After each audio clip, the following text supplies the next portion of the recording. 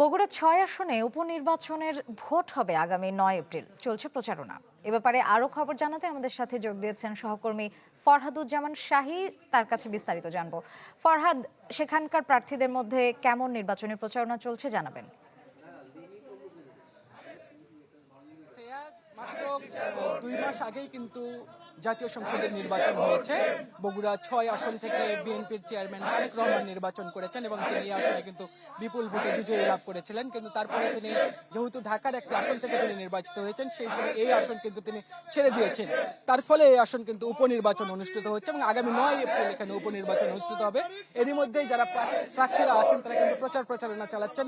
প্রার্থীর পক্ষে যারা আছেন তারাও প্রচারণা চালাচ্ছেন।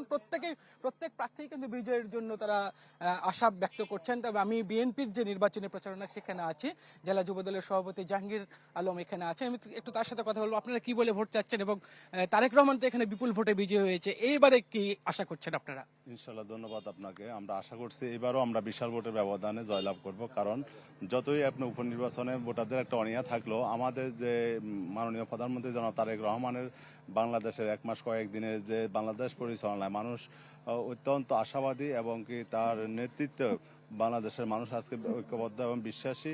আমার বগুড়াতে যে ওনার যে পরিকল্পনা রয়েছেন, এই পরিকল্পনাকে বাস্তবায়ন করার জন্য আমার তার প্রতিনিধি হিসাবে রেজাউল করিম বাদশা ভাইকে মানুষ ব্যাপকভাবে ভোট দিয়ে জয়লাভ করে।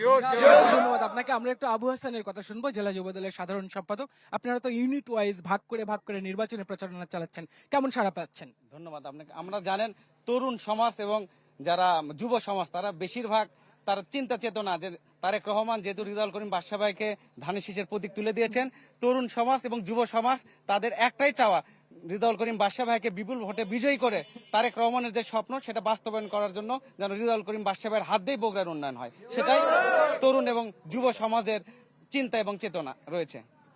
আপনি শুনছিলেন যে বগুড়ার যে আসন তারেক রহমান যেটা ছেড়ে দিয়েছেন, সেখানে জেলা বিএনপির সভাপতি রেজাউল করিম বাদশাকে প্রার্থী করা হয়েছে এবং বিএনপির যারা নেতাকর্মী আছেন তারা প্রত্যেকটা ঘরে ঘরে যে আবারও উপনির্বাচনে ভোট চাচ্ছেন এবং তারা আশা করছেন যে বিএনপির তারেক রহমানের ছেড়ে দেওয়া এই আসনে বিএনপির প্রার্থী রেজাউল করিম বাদশা তিনি বিপুল ভোটে জয়লাভ করবেন এবং বিএনপির প্রার্থীর বিপক্ষে যিনি নির্বাচন করছেন আবিদুর রহমান সোহেল, যিনি জামাত ইসলামের প্রার্থী, যিনি এর আগে তারেক রহমানের বিপক্ষেও নির্বাচন করেছিলেন এবং তিনি প্রায় ১ লাখ ভোট পেয়েছিলেন। সাধারণ মানুষ যারা আছেন তারা মনে করছেন যে বগুড়ার এই আসনটাতে তারেক রহমানের এই ছেড়ে দেওয়া আসনটাতে উপনির্বাচনে বিএনপি এবং জামাতের প্রার্থীর মধ্যে হাড্ডাহাড্ডি লড়াই হবে, এরকম একটা কিন্তু সাধারণ মানুষের আশা। শ্রেয়া, ধন্যবাদ ফরহাদ। দর্শক, নির্বাচনী প্রচারণার খবর জানতে সরাসরি যুক্ত ছিলাম বগুড়ায়।